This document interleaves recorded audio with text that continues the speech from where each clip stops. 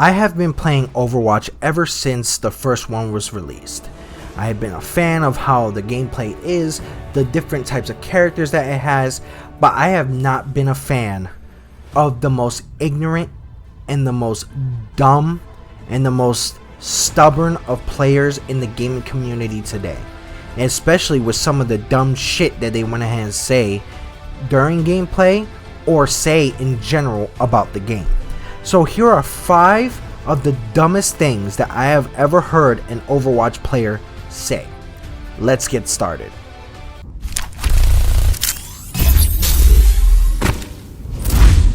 I'm starting to believe what Ninja said about this based on this regular player is absolutely correct. God, if anyone ever uses the excuse, it's just a game, I'm gonna lose my mind. I'm gonna lose, like, are you kidding me? You're so stupid. And anyone that ever uses the excuse it's just a game is a horrible human being and is lazy.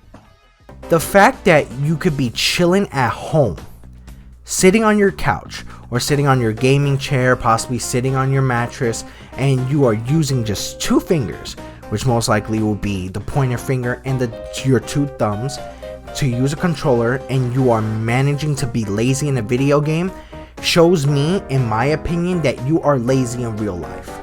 Now think about it in this mentality. You work at a restaurant, okay? There's an employee room and everybody's doing, their part. There's the waiters going ahead and taking their orders. There's the chefs in the back cooking the food. There's the lady in the cash register. There's the host in the front. And you decide to go ahead and sit in the freaking employee room and do nothing. While those people are actually doing their part to earn that paycheck, you earned a paycheck by absolutely doing nothing.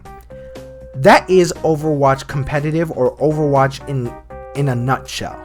And the fact that someone can literally be lazy in a video game, especially in a competitive video game where it requires teamwork, and your team will do everything in their way to help you win, and you've done nothing. And guess what? When they capture the win and you've done nothing, you literally went up a rank, or you literally earned a win to help you get up a rank. That is a lazy mentality.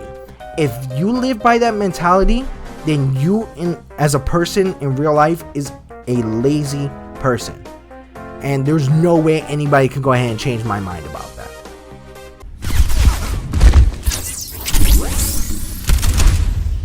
So a game has to be competitive for you to take seriously.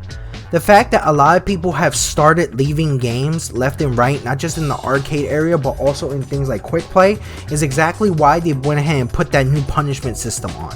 When you left a couple of games, you either get 10 minutes out of not playing the game, or if you keep on doing it, you get 30 minutes out, or if you keep on doing it, you get 75% of experience taken away for a short amount of time. The fact that people have to be punished for leaving a game is very fucking weird to me, because of the fact that you set up for that game. Now, I understand if it's for something that is extremely important, and I completely understand that. But for the fact that there are so many levers in a lot of these game modes that a company has to go ahead and put everyone on a timeout situation or put a hammer down on the whole entire community is really, really ignorant on the community's part, because they don't know how to fucking handle themselves.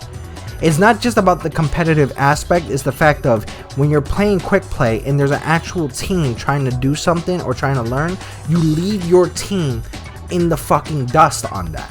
So that's the major issue.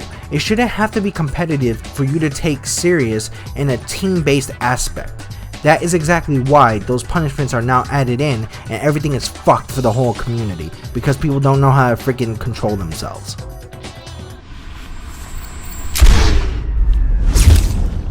I can't count on how many times I've heard this fucking quote from Overwatch players. The fact that healing is one of the main primary uses to support your team is exactly why people are asking for heals or telling you to be a healer. You guys, understandable, are playing support, which there are many ways to support your team. But the main way and a main aspect to support your team is providing healing.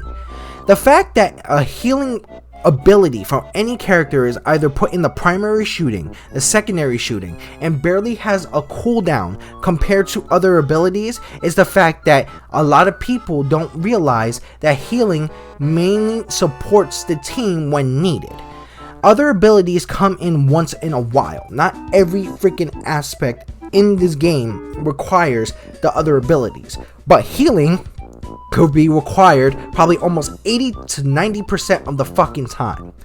Why do you think that when you put an immortality down with Baptiste, then you start healing them with a grenade, or you start using your healing ability close up? Why do you think when everyone's dying around you, you throw Moira's orb to heal them, and then you just go ahead and start spraying them with the primary? Why do you think when Lucio actually has a circle around him which either speed boosts or heal, and you are on the point, and with being on the point, you are not speed boosting, you switch to healing, and then you either use amp it up or you give a couple of seconds for them to heal with his passive. The fact that people don't understand this is exactly why support players get shitted on left and right, and why support players deserve to get shitted on left and right. Support players have the mentality that they don't need to be healing their team to go ahead and have the survivability of their team changed. And it's weird that the fact that, other players are saying that, it's support, not healing. But not saying that, yeah, it's support, but your main way of supporting your team is healing. That is the best way to describe it.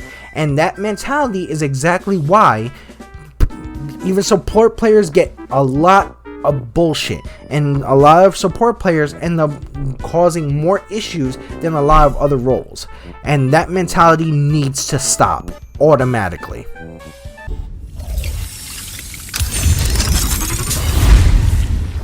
I'm sorry, but if you say this quote, then your family tree is a fucking circle. The fact that this game is mainly built off of counters and people do not understand that is mind-boggling to me. The fact that you have the ability to switch to any other character within your role, and you could go ahead and use those counters to help you push towards the payload, or help push the freaking payload in general, or even capture a point, and people don't recognize that, is absolutely mind-boggling. This is why Overwatch players tend to be the most dumbest of fucking players in the world. And the fact that people just go ahead and one trick a character, not understanding that the fact that this game is made out of a lot of counters, is insane to me. If you're playing against the Genji who is actually whipping your team's ass, how would you counter the Genji? You either go Moira, or you go Zarya, or you go Winston, or you even go Symmetra. Because guess what? With Genji's deflectability, he can deflect projectiles, but he cannot do anything when it comes to lasers. Just like if you're playing against a diva, she goes ahead and stops projectiles. How do you stop her? A laser. So you switch to Zarya or Symmetra. You see, that's what's mind-boggling to me. The fact that this game is majorly rock, paper, scissors. And if players actually believe that this game is not rock, paper, scissors, especially those supposed Overwatch coaches that I've heard about, and especially I've seen a bunch of them in the Discord channel or the Discord community, and they say that it's not in general made to be rock, paper, scissors, they are in no position to go ahead and teach you about the game or coach you in any type of manner, because that is a basic of how this game was built.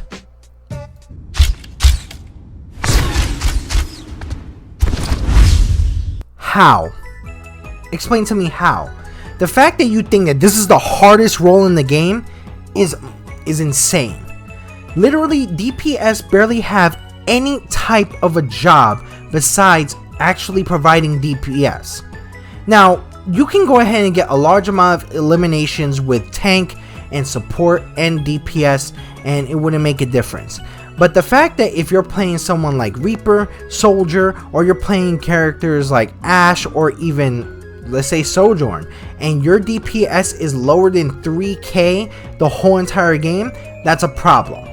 The fact that DPS barely have any type of responsibility is insane. Tanks actually have to make space. Tanks have to go ahead and try to maintain the mitigation to actually go ahead and capture the point and stay alive if the supports are dead. Supports have to support the whole entire fucking team with survivability, healing, and some of them don't even have the ability to heal themselves. They have to wait for their passive to go off. But if a DPS gets a kill, the passive to reload is faster, and the fact that you actually have no other ability or no other priority besides doing damage. Literally, it goes to a point where a lot of people choose DPS because they're like, oh, it's fun. No, you chose DPS because it's fucking easy. You didn't want to go ahead and have the responsibility of a tank or a support role. And that is why now things like role queue have been a thing. And things like role queue have been a major part in the game, and everybody gets upset with it. Now, I think, in my opinion, there should be a tally system of how much you play a certain role. So if you played 5 times on DPS, it locks out the DPS role, and then you have to play at least 5 times on 2 other roles. It goes to a major extent that you have to learn every type of role. If you are just simply a DPS main or a tank main or a support main, you are literally doing nothing but disjustice for your whole team. The fact that if you go into open queue and let's say you need to do more damage or you need to switch to DPS, you will have to choose the DPS that you're good at, or you have to switch to tank. You have to choose the tank you're good at, or you have to switch to support. You have to choose the support that you're good at. It literally goes to a point where you should have at least 2 characters that you are good for each role. That is more beneficial to the team than a one-trick person who's like, oh, you know what? DPS has the hardest role in the game. No, you do not.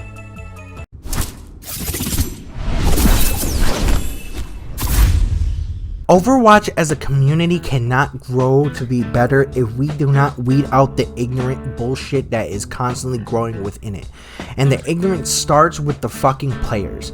The players that have been literally stupid on a day-to-day basis. And the issue with Overwatch is not just the idea of the bad monetization, it's not the idea of the bad nerfing and buffing. It starts off, which makes it so terrible to play, is the ignorance from the community, especially where the ignorance has been weeded out left and right in the forums and literally has been weeded out left and right in the competitive area or in gameplay in general. And with those mentalities and these 5 things that I have stated is exactly why Overwatch community cannot grow as a community. It will never grow as a community, and more ignorant bullshit happens. And this is why Overwatch is labeled as one of the most toxic and the most ignorant of gaming communities in gaming history. From a person who has played CSGO, League of Legends, Valorant, who has played things like Call of Duty, Halo, even TF2, of all those communities that I have seen, I have realized that this is by far the dumbest, the most toxic community in gaming. Why do you think I have an actual series weeding out most of the toxic players and calling them out? Especially, I'm almost in around 80 plus videos, and it fucking sucks. It really sucks, especially how much I like the game and I want it to go in a great direction, but the fact that players literally make it so fucking unplayable with their stupid mindsets. And this is exactly why I have stated all these 5 things. And these things really need to make a change.